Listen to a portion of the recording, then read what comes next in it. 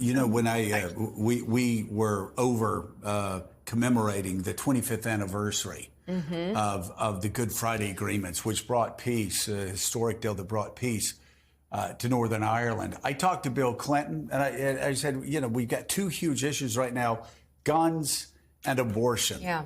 Where Republicans are in the minority. The wrong side. The most Americans want, 90% of Americans want background checks, 70% of Americans want access to abortion. What should be done? This is what Bill Clinton said about the importance of referendums like the one last night in Ohio.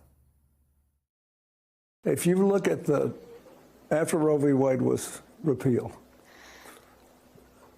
the people that went, like in Michigan, they went straight to the ballot box.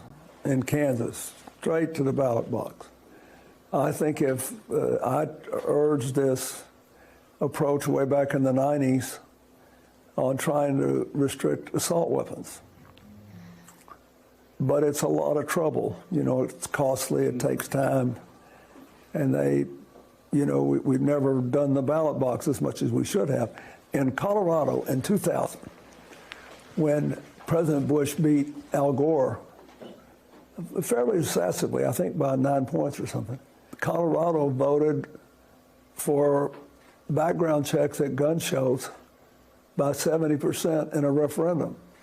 Because a big problem with gun owners is they say, well, you know, what these people want to do sounds reasonable, but it's a slippery slope. How do I know we'll be limited? And I argued that we ought to just put it all up for referendums and let people vote on it. Let them try to, then neighbors have to talk to neighbors. They have to treat each other like people. On my side, there are too many people who favor a lot of these gun measures who don't know any of these country people. Right. And they don't understand that, most of them, you would be glad to have as neighbors if your house caught on fire, because they'd come over and take your kids to safety and come back and help you put the fire out.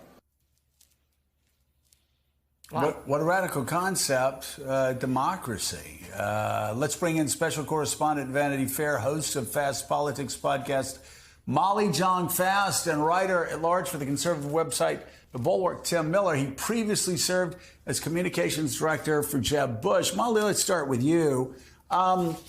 It is really something. You listen to what Bill Clinton's saying there, and he's just talking about democracy. And, we've heard, Brandeis said that sunlight is the best disinfectant.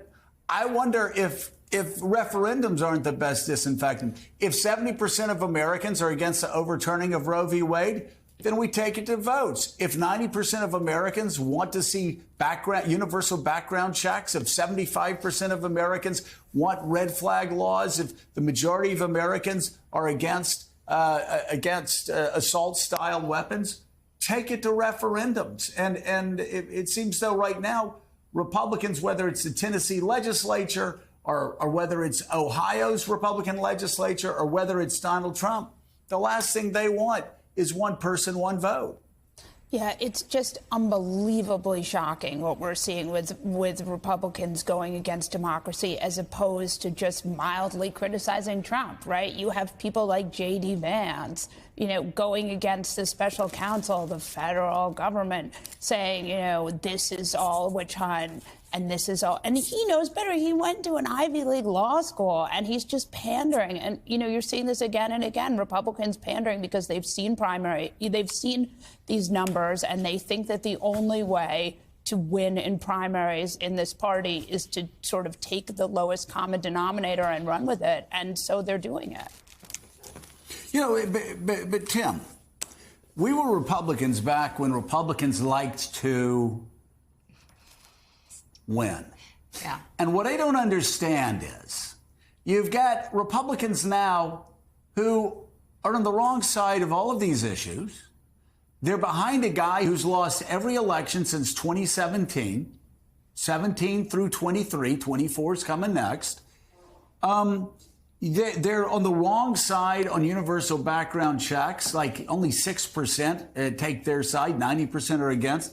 And you look at this abortion issue, man, they get their clocks clean, not on the Upper West Side of Manhattan, but in Kansas, in Kentucky, in Ohio, in Wisconsin, right? What's happening here? Do they want to own the libs so much? And by libs, I mean 90% of Americans so much that they don't give a damn whether they win or lose anymore. And I'm serious. It's one of the great mysteries. Because I'll tell you, when I was a Republican, I'm sorry, it was total warfare. It was all about winning. It was whatever it took. And that's how Republicans used to think. Now they're just like these frail little snowflakes that are triggered and are willing to lose election after election. I don't get it. I'll try to explain it to you, Joe. It is a little confusing, I do have to admit. It's hard to point everything back to 2016, but I think that a lot of this goes back to 2016, right? That Republican voters were told that Donald Trump couldn't win, that they had Mitt Romney and John McCain force-fed to them. A lot of established Republicans liked Romney and McCain, but the base really didn't. And everyone said Donald Trump can't win, including me. Donald Trump can't win. Donald Trump can't win. And Donald Trump won. And I think that this was a thumb in the eye to the media and to the left and to liberals. And they thought, okay, if we just follow this recipe, we're going to eventually win. And these elites keep telling us this isn't going to work. And I think it's hard to deprogram people from that. And I think that a lot of Republican establishment politicians, or the old guard Republican politicians, if you will, they were too scared over the last 8 years to point out all the ways that Donald Trump was hurting them, all the ways that MAGA extremism was hurting them. And so voters got conditioned, right, to thinking that this isn't true, right, and that they can win with Donald Trump in these extreme positions. And so I think that explains Trump. And on the abortion thing, you look at Ron DeSantis, whatever it is, for example. It's in Florida, DeSantis, I think. Yeah, he had a winning position. And a 15-week ban. Say what you want about the merits of that policy. He had a winning position on a 15-week ban, and he thought, he got pushed to the right by this tiny losing base to change that, to up the ante for this primary to a 6-week ban. It's not helping him politically, as we can see, and it's not helping the party politically. But that is where the incentives are right now, in a Republican primary. So it worked in 16, Mika, but again, the whole hand on the hot stove deal. I know. 2017, 2018, 2019, yikes. 2020, do I have to keep going? 2021, 2022. At what point do you figure out that putting your hand on a hot stove hurts? And at what point do you not realize that having Donald Trump at the head of your party makes you lose elections? I'm sorry. I'm just a simple country lawyer. Here we go. But this isn't a Rubik's Cube behind my back with my eyes closed. This is easy. And we have met many Republicans who seem like they're so fed up with all the drama. They don't care where it comes from. They just want an alternative. And Molly, in your new piece in Vanity Fair entitled "The GOP Picks Donald Trump Over Democracy," you write in part, quote, "When the 1,090th person to be charged in connection with the January 6th attack appeared in court last week, it was, unlike those many previous defendants' cases, major international news. This is a historic day for America," a British television anchor told me on set in London as Donald Trump faced charges 3,600 miles away. I looked at her. I mean, this is the third time it's happened, and we're all still waiting for Georgia's Fani Willis to file the fourth. As with the previous two indictments, or in the aftermath of January 6th, or stretching back to the Access Hollywood tape, there was a moment after the latest charges in which Republicans had a chance to untether themselves from the albatross that is Trump. And once again, they refused. Republican voters and donors could band together and elevate another candidate, even though most haven't offered anything but weak Trump-adjacent futures for the GOP. Instead, donors and voters seem paralyzed by the inevitability of Trump. I would add into there the media, the right-wing media.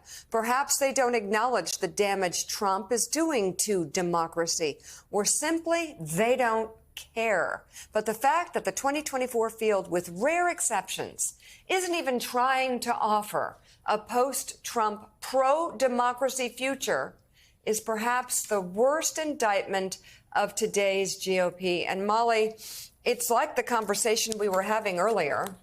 There are some Republicans in leadership, and I would add, in other platforms, that know better. They know this is destructive.